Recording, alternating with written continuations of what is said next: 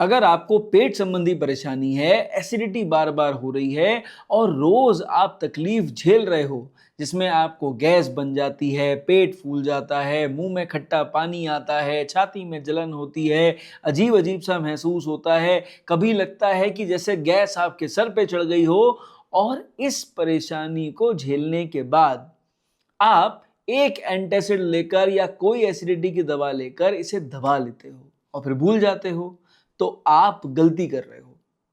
ये problem solve इसीलिए नहीं हो रही क्योंकि ऐसी 5 गलतियां हैं जिनसे आपने पीछा नहीं छुड़ाया, और इसी वजह से ये प्रॉब्लम का सॉल्यूशन अभी तक आपको नहीं मिला है।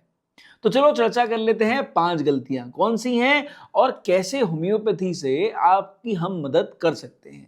समझदार हैं? वीडियो पूरा देखना मत भूलना।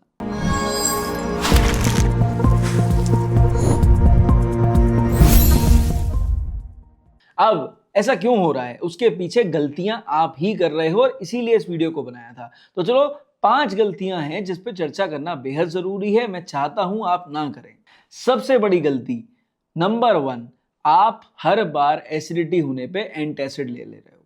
भाई देखो, मैं किसी ब्रांड नेम का नाम नहीं लूंगा यहाँ पे, ना मैं कोई फॉर्मुलेशन का ब्रांड नेम बताऊंगा, पर आपको खुद पता है कि जो भी सिरप आप एसिडिटी को दबाने के लिए एंटासिड के नाम पे ले रहे हो, जो गोली ले रहे हो, वो सिर्फ टेम्परेरी तौर पर आपके एसिड को ऊपर आने नहीं दे रही है, लेकिन वो आपकी एसिडिटी खत्म नहीं कर रही है। ऐसे में क्या हो रहा है, अंदर ही अंदर दवा खाने की वजह से आपके जो स्टमक की लाइनिंग है उसमें सूजन बढ़ती जा रही है। ऐसे में कभी कभी एंडोस्कोपी कराओ तो क्या दिखता है, इसोफेजियल वेराइसिस, वहां पे अल्सर्स होने लग गए, खाने की नली में अल्सर बन गए, पेट के अंदर अल्सर बन गए, पेट में अंदर इन्फ्लेमेशन हो गया, एच पाइलोरी दिखने लग गया, आरयूटी पॉजिटिव आ गया, और क्योंकि मरीज अपना ध्यान नहीं रख रहा है तो उस चक्कर में क्या हो गया, हर्निया डेवलप कर गया। कौन सा हर्निया? Hiatus hernia. समझ रहे मेरी बात? तो कुल मिला के क्या हो रहा है कि यही जो प्रेशर है ना, आप एंटासिड ले लेके इस प्रेशर को बढ़ाते जा रहे हो, लेकिन प्रॉब्लम का सॉल्यूशन नहीं मिल रहा। तो अगर एसिडिटी से छुटकारा नहीं मिल रहा है तो भाई ये रोज एंटासिड खाना बंद कर दो, नहीं तो एसिडिटी से जिंदगी में कभी छुटकारा नहीं मिलेगा। नंबर 2, दूसरी बड़ी मिस्टेक, सुबह खाली पेट उठ के चाय कॉफी पीना। आपको पता है ये जो चाय कॉफी है ना, ये आपकी सबसे बड़ी दुश्मन है और आपको सबसे ज्यादा एसिडिटी के जाल में फंसा रही है। ऐसा क्यों हो रहा है? ऐसा इसलिए हो रहा है कि आप क्या करते हो, खाली पेट उठे, पहली चीज क्या चाहिए, गर्मा गर्म चाय, इलायची डली हुई चाय, अदरक डली हुई चाय, बढ़िया खौली हुई चाय, ज्यादा दूध की चाय। और ये जो चाय की पत्ती आप उसमें डाल रहे हो, जो कॉफी आप उसके अंदर डाल रहे हो, कैसी है वो कोई मतलब नहीं है, सिर्फ स्वाद से मतलब है। तेज कड़क चाय होनी चाहिए, क्योंकि शरीर के अंदर ताकत महसूस नहीं होती। ऐसे में क्या होता है, क्योंकि ओवर इंटेलिजेंस हो जाता है, तो इस वजह से आपका गैस्ट्रिक म्यूकोसा जो है वो खराब होने लग जाता है, जो आपके एंजाइमेटिक एक्टिविटी होती है स्टमक की, वो खराब होने लग जाती है। और क्योंकि आपको सॉलिड नहीं ले रहे हो, एल्कलाइन नहीं ले रहे हो, और इन चीजों को लेके अपने एसिड प्रोडक्शन को और ज्यादा बढ़ा रहे हो, तो तकलीफ किसे होगी? आप ही को होगी ना। तीसरी सबसे बड़ी गलती आप करते हो, ओवर ईटिंग या लेट नाइट ईटिंग। आपको पता है इससे क्या हो रहा है? ओवर ईटिंग, भाई आपको जितनी जरूरत है ऊर्जा की ना, आपको असलियत में उतना ही खाना चाहिए, पर होता क्या है, स्वाद स्वाद में ना हम ज्यादा खा लेते हैं। अब स्वाद स्वाद में ज्यादा खाने का मतलब क्या है कि चलो भाई पूड़ी खानी है, जहां 4 से काम चल सकता है 6 या 8 खा ले रहे हैं, बड़ा बढ़िया स्वाद था सब्जी का। भटूरे 1 से काम चल सकता है, 2 या 3 भी लपेट लेते हैं। इतनी ज्यादा ओवर ईटिंग किस लिए? सिर्फ पेट भरने के लिए। तो क्या आपका पेट कुछ और खा के नहीं भर सकता? भर सकता है ना, लेकिन हमें क्या करना है, ज्यादा खाना है। बहुत सारे लोग पेशेंट ऐसे भी आते हैं मेरे पास जो अच्छा खाना खाते हैं, मतलब वो हेल्दी फूड के ऊपर जाते हैं, पर उसमें भी वो ओवर ईटिंग कर लेते हैं। पपीता खा लिया तो आधा किलो पपीता खा लिया, सेब खा लिया तो 3-3 4-4 सेब खा लिए। तो कहने का मतलब यह है, आप अगर एक लिमिटेड मात्रा में खाओ, थोड़ा थोड़ा खाओ, तो थोड़े थोड़े मात्रा में खाओ, कई कई बार खाओ, ज्यादा बेटर है। बहुत सारे डॉक्टर्स यहाँ पे ये भी कहते हैं इंटरमिटेंट फास्टिंग बहुत अच्छी है, एक बार में अच्छे से खा लो फिर पूरे दिन मत खाओ। लेकिन अगर आप एक एसिडिटी के पेशेंट हो तो ऐसा मत करो, क्योंकि एसिडिटी के पेशेंट को थोड़ा थोड़ा खाना है, कई कई बार खाना है, ताकि ज्यादा एसिड ना बने। सिमिलरली रात में देर रात से खाना खाओगे तो फिर मूवमेंट नहीं होगा, एसिड ऑलरेडी ज्यादा बन रहा है, रात भर में तकलीफ होने लग जाएगी, हो सकता है रात बेरात उठ के आपको परेशानी होती भी हो। तो ऐसा हो रहा है तो देखो ये दोनों काम बंद कर दो। चौथी सबसे बड़ी गलती है स्ट्रेस को इग्नोर करना। क्या आप जानते हैं लेटेस्ट रिसर्चेस हैं जो बोलती हैं कि इंडिया के अंदर स्ट्रेस ज्यादा होने की वजह से लोग हाइपर एसिडिटी के शिकार बनते जा रहे हैं, क्योंकि जब वो ज्यादा स्ट्रेस में जाते हैं तो या तो ज्यादा खाने लग जाते हैं या बिल्कुल उनकी भूख खत्म हो जाती है।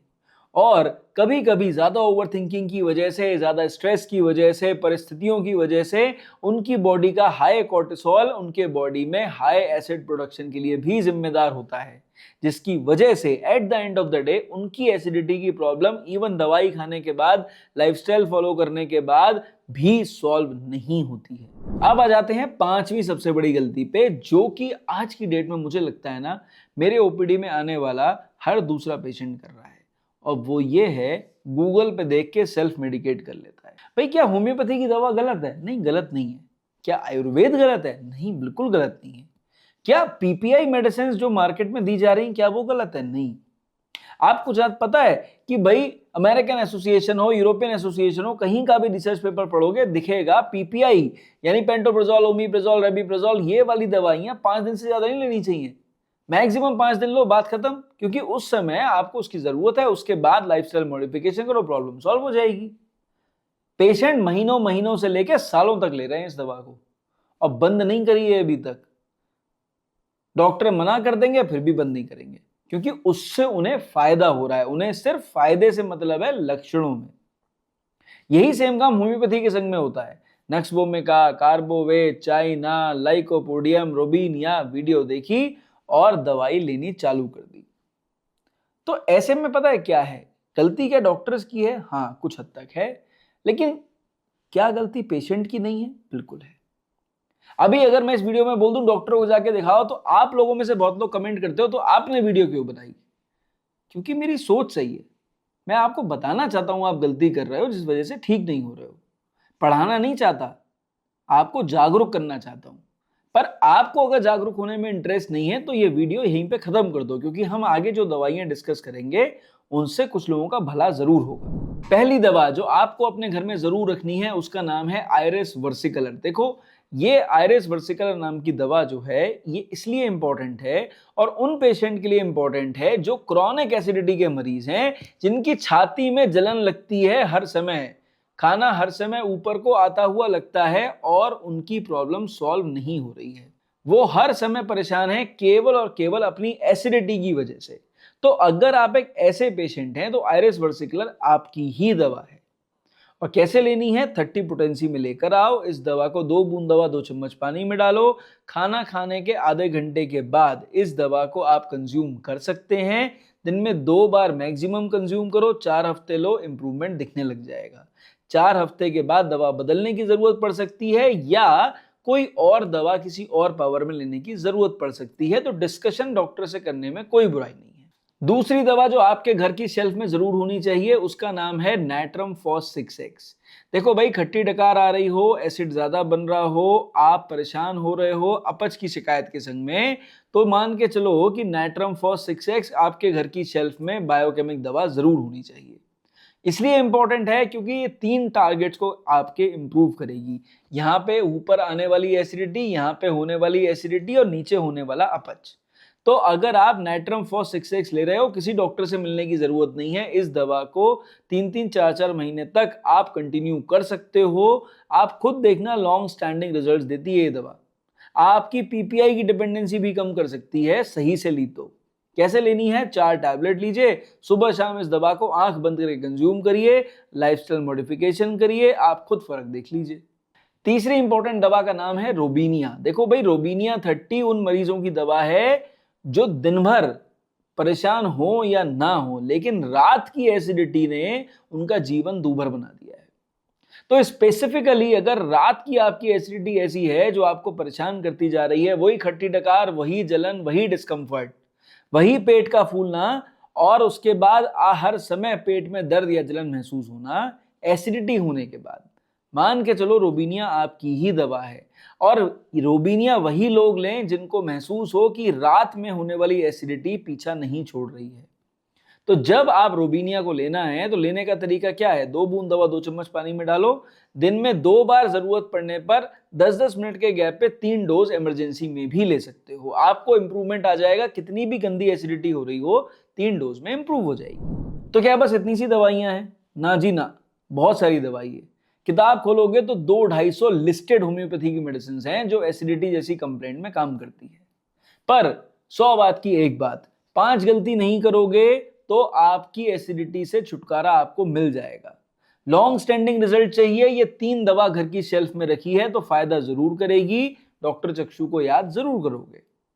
पर अगर इंप्रूवमेंट टेम्परेरी आया तो बेझिझक डॉक्टर को दिखा लो, कोई प्रॉब्लम नहीं है, रिजल्ट आपको ही मिलेगा, फायदा आपका ही होगा। ठीक है, तो आई होप इस वीडियो को देखने के बाद अगर चक्षु नेत्र खुल गए, बात समझ में आ गई, तो चैनल पर पहली बार आने वालों से रिक्वेस्ट है सब्सक्राइब करके जरूर जाएं। जो लोग रेगुलर वीडियोस देखते हैं, भाई थम्स अप दो, हमें अच्छा लगता है, दूसरे तक वीडियो शेयर करो, उस बेचारे का भला हो जाएगा। और अगर आपको इंप्रूवमेंट नहीं आ रहा, डॉक्टर नहीं मिल रहे, रिजल्ट नहीं मिल रहे, तो मैं और मेरी टीम आपके इलाज के लिए रेडी हैं। आपको बस मेरे स्टाफ से संपर्क करना है, अपॉइंटमेंट लेके हम आपकी मदद जरूर करेंगे। इस वीडियो में सिर्फ इतना। मेरी तरफ से नमस्कार, थैंक यू एंड जय हिंद।